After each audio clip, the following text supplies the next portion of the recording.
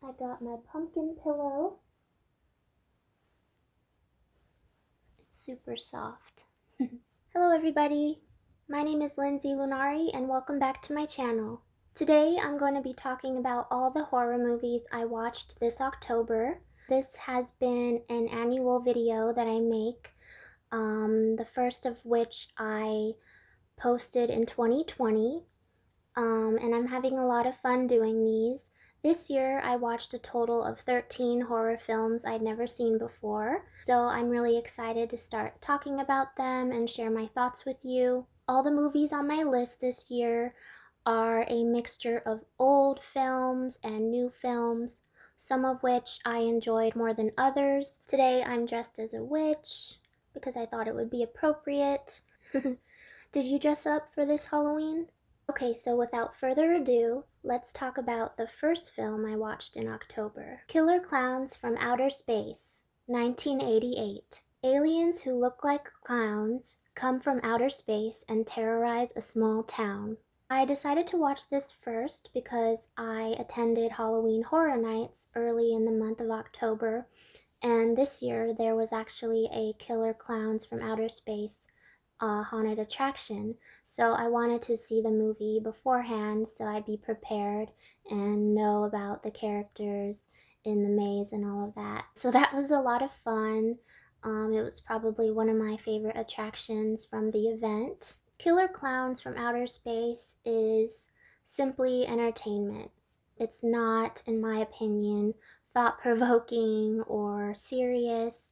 It's very silly, it's very campy, and it's not scary, in my opinion.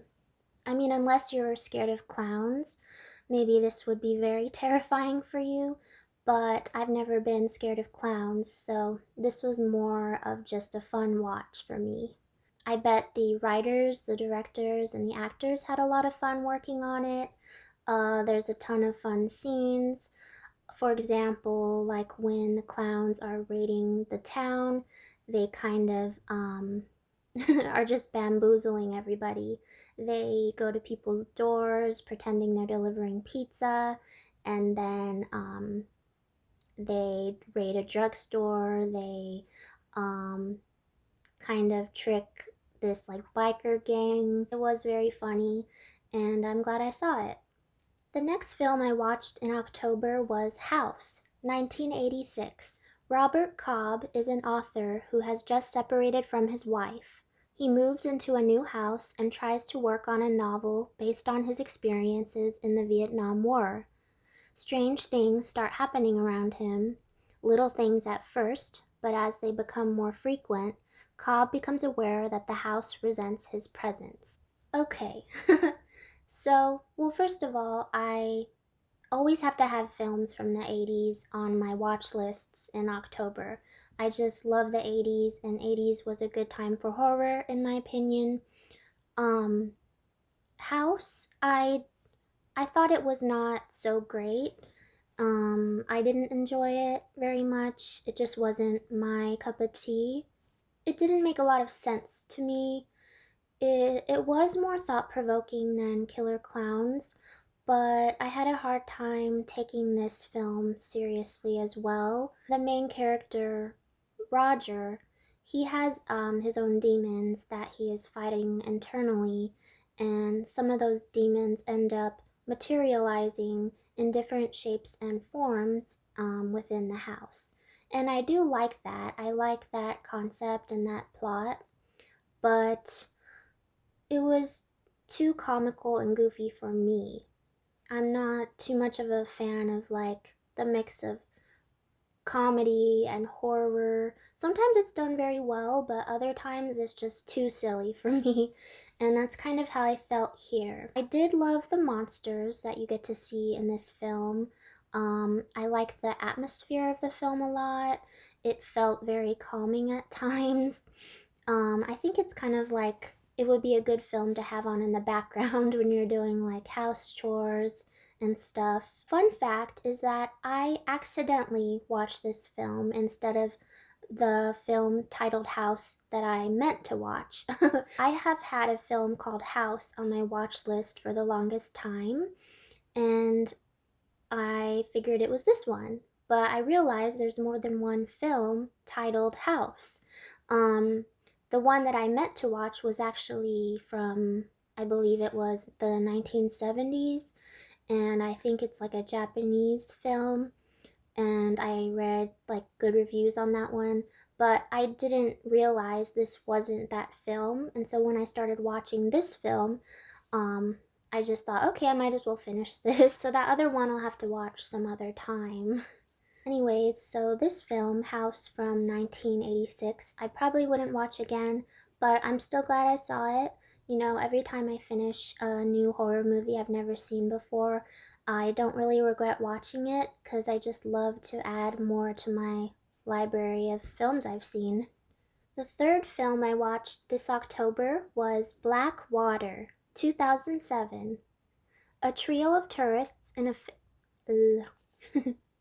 A trio of tourists on a fishing trip in the mangrove swamps of northern Australia are left to fend for themselves when their tour guide is killed by a crocodile. Black Water was really good. It felt very real from the way it was shot, the fact that they did not use any CGI. I read that they actually use real crocodiles in this film, which was very effective. They were super terrifying to look at, and it was filmed in a real swamp. The performances in Blackwater were amazing, and I liked that this did not seem cheesy or campy. It was actually a very serious horror film, and those are my favorite types. Because a lot of water horror films, whether it's like shark movies, alligators, piranhas, they can be quite campy or cheesy, especially if the CGI is really bad, and just over the top. Fun facts, one of the crocs in this film actually ate one of the film cameras, and this film was actually inspired by true events. The next film on my list is Hatchet, 2006. When a group of tourists on a New Orleans haunted swamp tour find themselves stranded in the wilderness, their evening of fun and spooks turns into a horrific nightmare. This is coincidentally another movie set in a swamp. Robert Englund, you may know him as Freddy Krueger, is in the first scene of this film, but he's actually a homophobe and very mean to his son, so I was very glad to see him get killed off. Hatchet is very 2000s. You have like Marilyn Manson in the opening like scene, and it just reminded me a lot of my high school era. One thing I noticed is that women are not even shown in this film talking on camera until 15 minutes into the movie. And when they're finally given lines, they're just two bubbly girls jumping up and down topless and kissing each other for the male gaze. Tony Todd makes a cameo in this film. You may know him as the Candyman, so I was really happy to see him for a brief moment. My favorite scene in this film is actually when the villain, Victor Crowley, finally makes an appearance like 50 minutes into the movie. So it's really a long build up, and in this scene it's very like comically gory. Overall, like the deaths in this movie are super exaggerated and over the top and brutal. But other than that, I actually had a hard time staying focused throughout this film. I don't know, it just like didn't interest me at all. It was funny at times, but it was pretty bad in my opinion. So I wonder like what other people think about Hatchet, because I didn't really read any reviews on this, but I thought it was terrible. But yeah, I'm still glad I saw it, and because I've heard about this film for a long time, so yeah. Number 5, The Love Witch, 2016. A modern day witch uses spells and magic to get men to fall in love. So first of all, The Love Witch is narrated in first person, which I really love that. I immediately love the scenery. It opens with the witch driving along the coast past beautiful like beaches and hills. Um, Overall, the whole movie is very aesthetically pleasing. It feels like almost like an older movie, like from the 60s, and it also pays homage to Technicolor films. So that's really, really unique. The main character, Elaine, who is the witch, she's extremely gorgeous. She wears like bright colored eyeshadows throughout the film, and she has the best outfits, and like her hair is complete goals, and she just has such a presence on screen.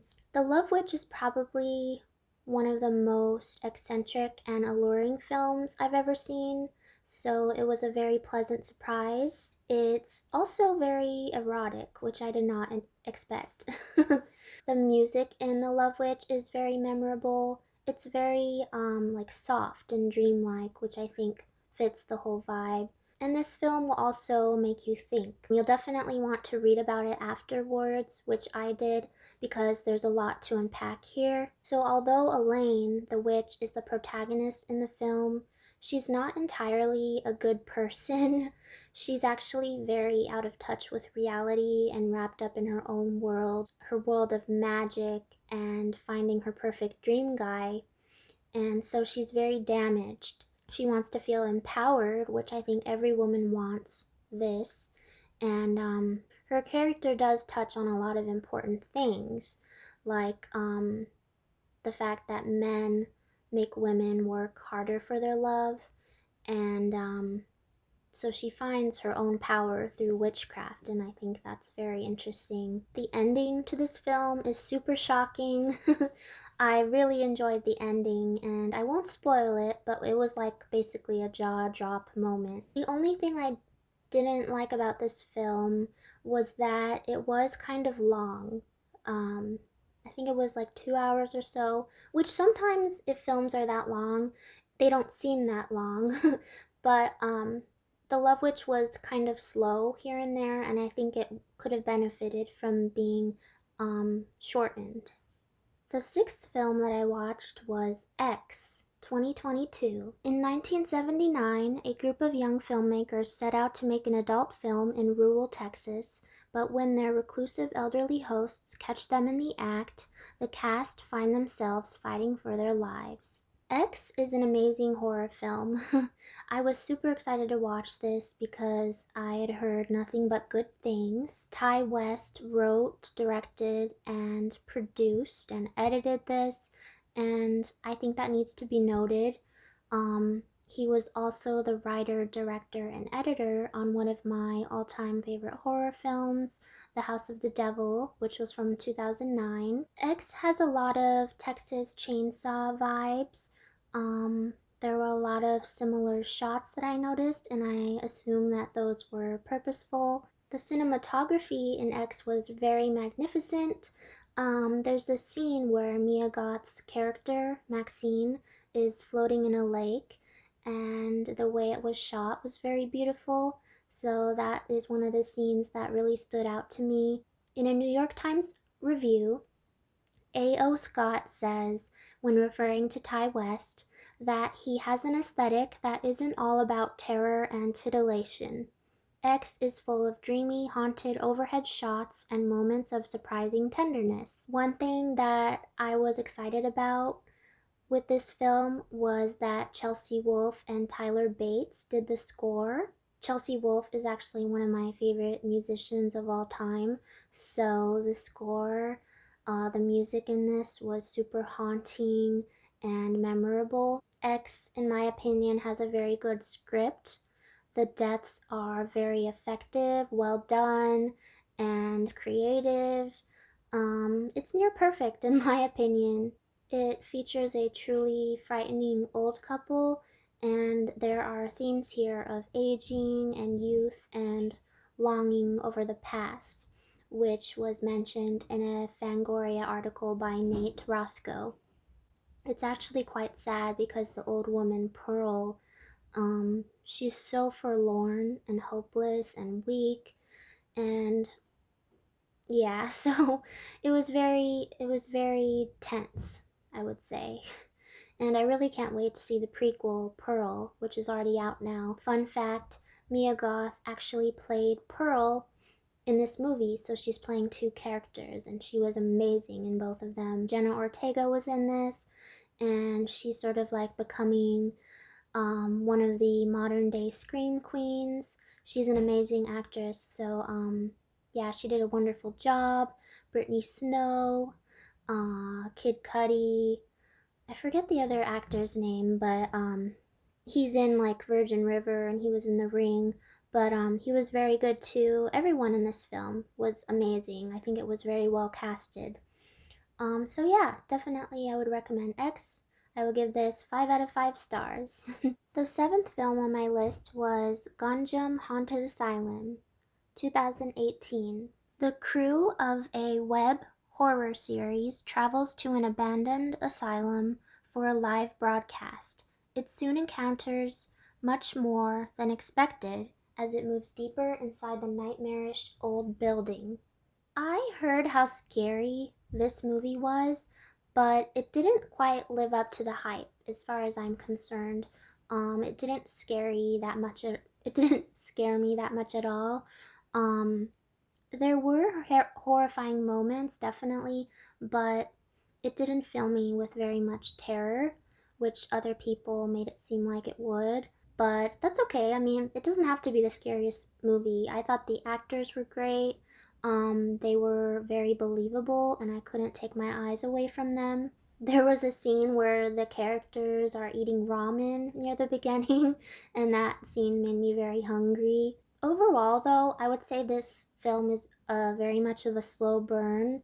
It basically takes quite a while for anything truly ominous and deadly to occur within the main group. I also like ghost supernatural films where you eventually find out the origin or the history behind everything, like The Grudge or The Ring. But this film actually left a lot unanswered, which could be good sometimes, but here you really want to know more. At least I did, so that was a little bit disappointing. I probably wouldn't watch it again, but I'm glad I did because I've been curious about this film ever since people have been hyping it up. So yeah, let me know what you think if you've seen it.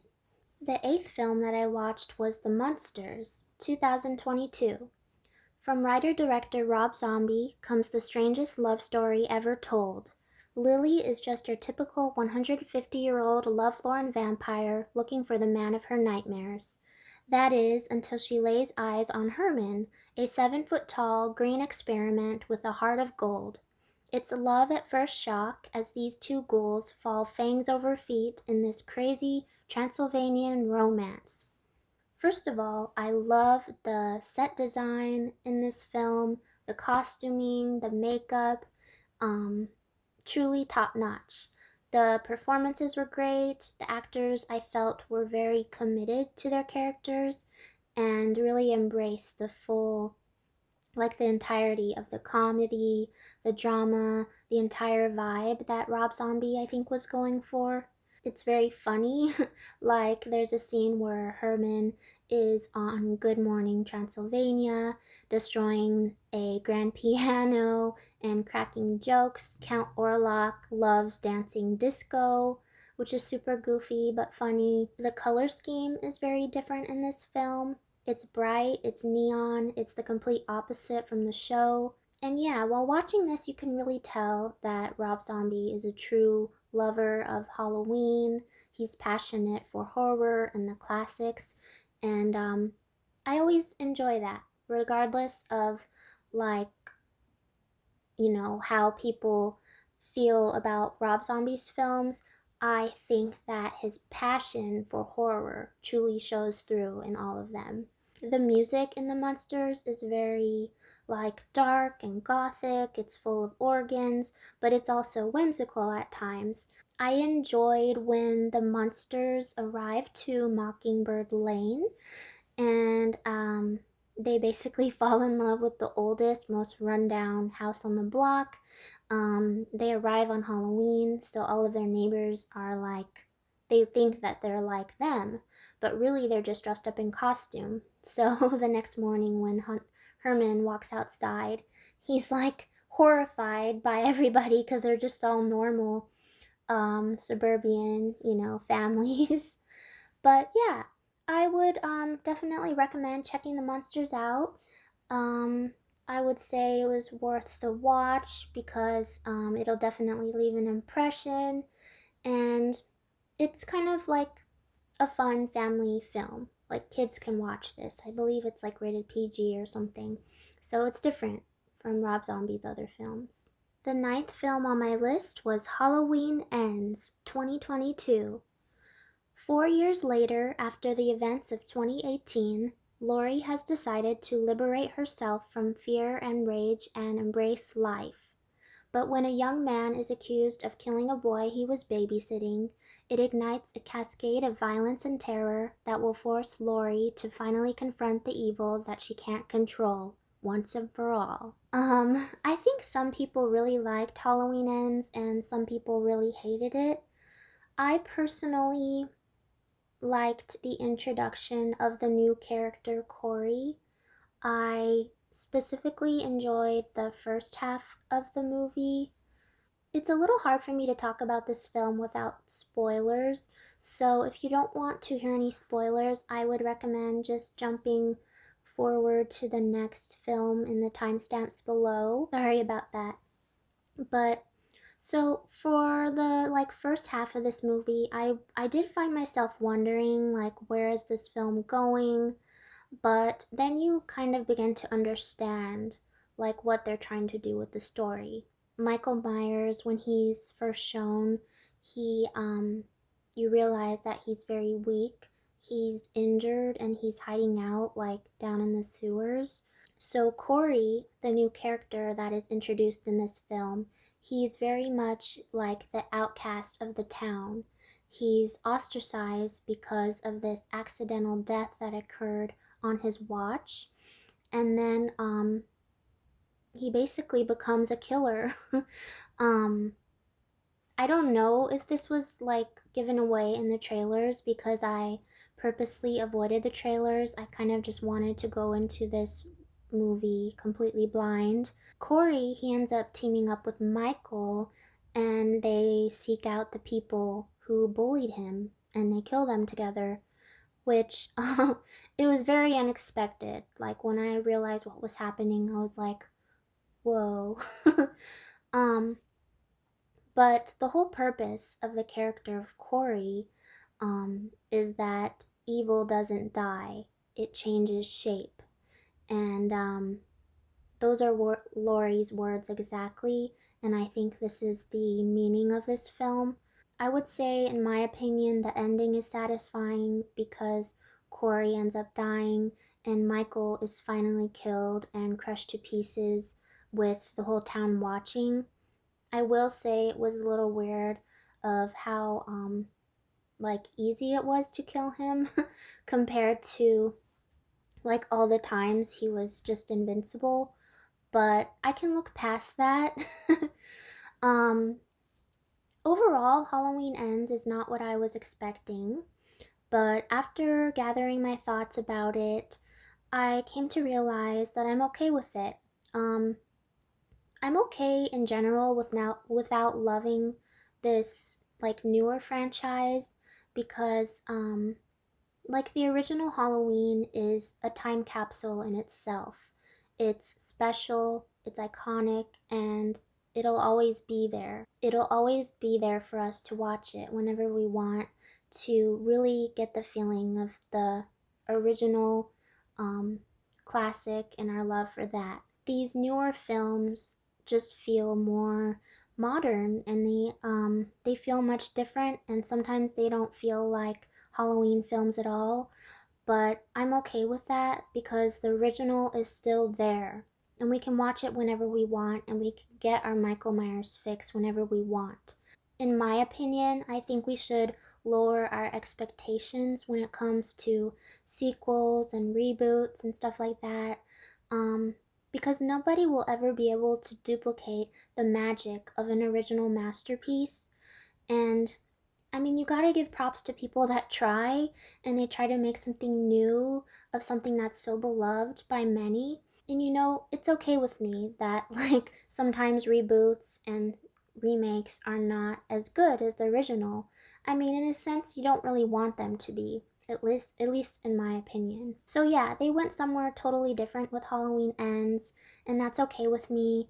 It definitely left an impression, and Laurie kicked ass as usual. And as for Michael, I won't be surprised if we see him again, but as far as like this particular franchise, I think it's over. So it's probably going to be somebody else who decides to like reboot or, you know, come out with a whole nother Michael Myers set of films. The 10th film that I watched was Stephen King's Cat's Eye, 1985.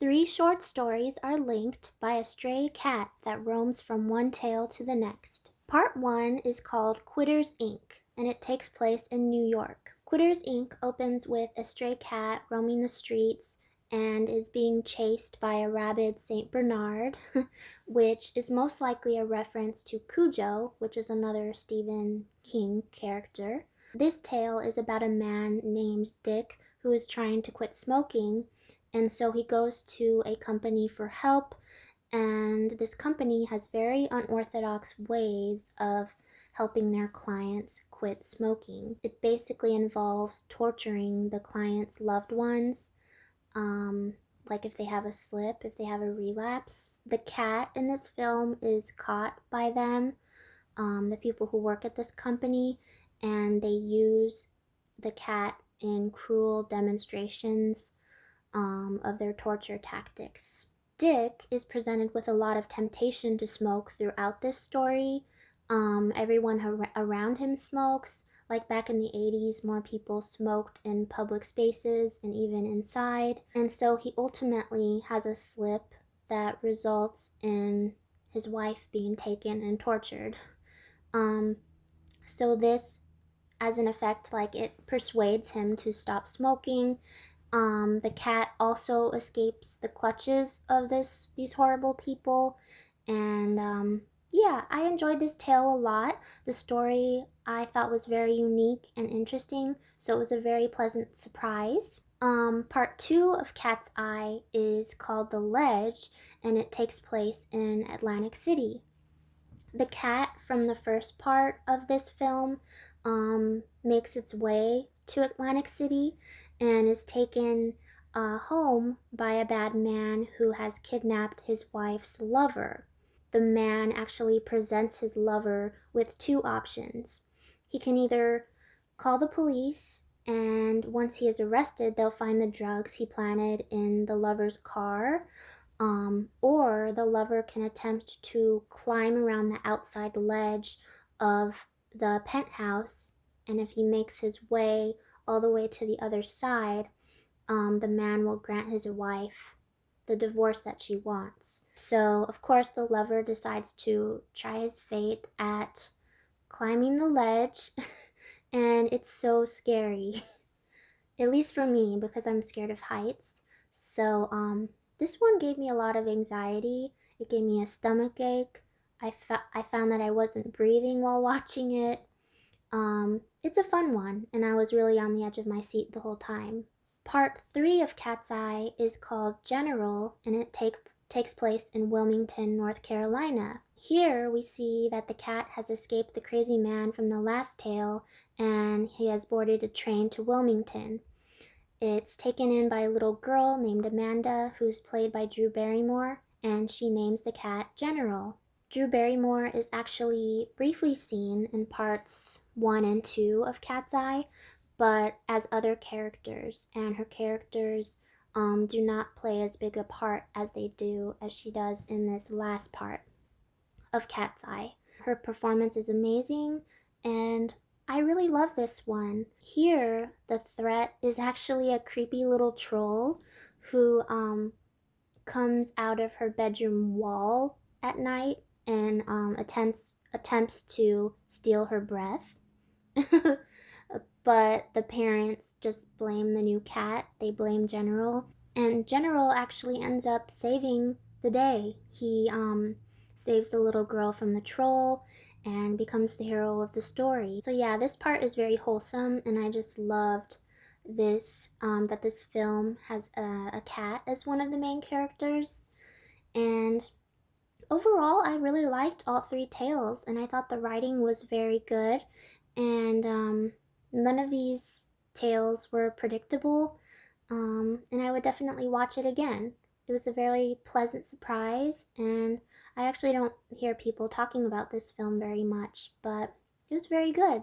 The 11th film on my list was Master, 2022. At an elite New England university built on the site of Salem-era Gallows Hill, two Black women strive to find their place. Navigating politics and privilege, they encounter increasingly terrifying manifestations of the school's haunted past and present. This film was a lot to unpack. I, right off the bat, felt angry and uncomfortable while watching it, because there's like very few students of color on this university's campus. There's an uncomfortable amount of white people who consistently profile the Black characters. There's a lot of racial prejudice here and racial microaggressions going on. The headmaster, named Gail Bishop, played by Regina Hall, and a student named Jasmine, played by Zoe Renee. They fortunately have each other, but they're still misunderstood, and they're treated differently because of their skin color. When Gail was in school, there were, I think she said, only like 3 Black students, including herself. Gail and Jasmine both began to experience very weird visions and waking nightmares. And it's actually said that the dorm room that Zoe is staying in is cursed. Zoe also finds herself being stalked by a hooded figure, which is very terrifying. Master is definitely a slow burn. I would say it's not overly scary. It's not, I would say more, it's more of a psychological drama with terrifying elements. The horror is really in the racism here, and the horror is finding out at the end that one of the teachers may actually be pretending to be Black. This teacher in the beginning gave Zoe an unfair grade, so it leads you to think that maybe she has an ulterior like agenda, that maybe she's the hooded figure stalking her throughout the film. It's really open to interpretation, but this film is definitely sending a message, and it's very heartbreaking. In one scene near the end of the film, a faculty party is being held, and one of the white male professors says, "Don't worry, I'm not going anywhere." And I think that's the whole message of this film, really, and it's kind of a horrifying truth. The performances of Regina Hall and Zoe Renee are wonderful in this, and this is overall a very powerful film. Also, Robert Ike Aubrey Lowe, yeah, I'm not sure if I'm pronouncing that right, but he did the score for this film, and he also composed the score for Candyman, which was also amazing. The 12th movie that I watched was The People Under the Stairs, 1991. Two adults and a juvenile break into a house occupied by a brother and sister and their stolen children. There, they must fight for their lives. The People Under the Stairs was written and directed by Wes Craven, so I was very excited about that. This film has a very likable main character named Fool, which is actually a nickname given to him by his sister. I generally love movies where there are kids as the main protagonists. Here we have a strong reason to root for Fool. His mom is sick. They've been evicted from their home. They don't have any money. This film is a very exciting film with bits of comedy interspersed. but it's not overwhelmingly goofy, which I like about it. I would say it's a little bit long and drawn out in some of like the chase sequences, but that's my only complaint. The villains in this film are great. They're deranged, they're maniacal, and overall just very, very terrible people. But fortunately, you just know that the kid's going to survive because it's not like the kind of film where the kid would be killed off. So the only question is, how is he going to escape these lunatics? In a Fangoria interview, Wes Craven actually said that this film is much closer to The Hills Have Eyes than anything he's ever done in a long time. It's raw. It's a raw film with no dreams in it whatsoever. It's an extraordinary, real situation involving an awful family that shouldn't exist, but unfortunately often does. Wes Craven also commented on this film and said that the house basically represents the whole society of the United States. So I thought that was very interesting. And before he died, Wes Craven actually had plans to make People Under the Stairs into a television series for sci-fi. So I would have loved to see what he would have done with that. Recent exciting news that I read was that Jordan Peele signed on to produce a remake of People Under the Stairs. So that should be really awesome, and I'm really looking forward to seeing that. The 13th film that I watched this October was Barbarian, 2022. In a town for a job interview, a young woman arrives at her Airbnb late at night only to find that it has been mistakenly double booked and a strange man is already staying there. Against her better judgment, she decides to stay the night, but soon discovers that there is much more to be afraid of in the house than the other house guest. So I saved this one to watch on Halloween night because it has been very hyped up. People seem to really love it, and it has been referred to as one of the best, if not the best horror film of 2022. It was pretty good. Suspenseful, tense, disturbing, surprisingly funny at times. It wasn't very gory, but it holds up without the gore. Well, okay, so it's hard to talk about this film without spoilers, so I'm sorry, but once again, if you don't want to hear any spoilers for this film, I would suggest clicking the timestamp for the next timestamp in the description below. So the creature slash human in Barbarian is so sinister looking that it's scary enough. Like, you don't need a lot of gore, you don't even need a lot of jump scares because um she's terrifying enough. You feel the vulnerability for the woman who enters the house at the beginning of this film. You want her to turn around, drive away, do anything but go inside. You want her to even sleep in her car. Like, don't go in the house, don't go in the basement, don't investigate the secret passageway, just don't do it. But yeah, against her better judgment, she does go where you don't want her to go. The writer and director of this film, Zach Kreger, was actually inspired to make Barbarian after reading The Gift of Fear, which in The Gift of Fear, there's a segment which encourages women to trust their instincts and to not ignore red flags in day-to-day interactions with men. And I really love that. Justin Long is surprisingly in this film. I don't know if he was seen in the trailers because I also avoided trailers for this film. He was really good as always. He's a character that's an unpleasant prick, but he does play that very well. Bill Skarsgård is also in this, but his role is not as big as they'd like you to believe. So in essence, I think this film is about women and men and their choices.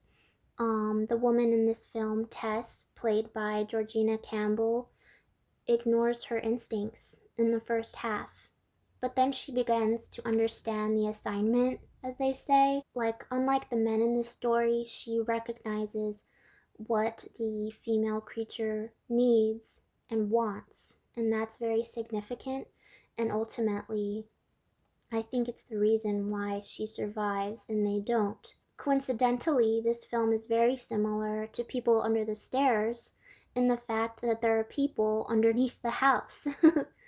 So that was a funny coincidence that I wasn't expecting. But yeah, if you have not seen Barbarian, I would highly recommend, and let me know in the comments what you thought about it. Okay, so those are all 13 films that I watched in October, and it looks like I am finishing this movie just in time because the sun's starting to go down. So I gave my ranking for each of these films on my Letterboxd account, which if you want to check it out, I will leave the link in the description below. And please let me know if you've seen any of these films and what your thoughts are on them. My favorite, hands down, will probably have to be X. I just think it was such an exceptional film. I also really enjoyed Cat's Eye and Barbarian. Those have to be my top favorites. I want to thank you all so much for watching if you made it this far. And please let me know if you have any film recommendations of your own in the comments below.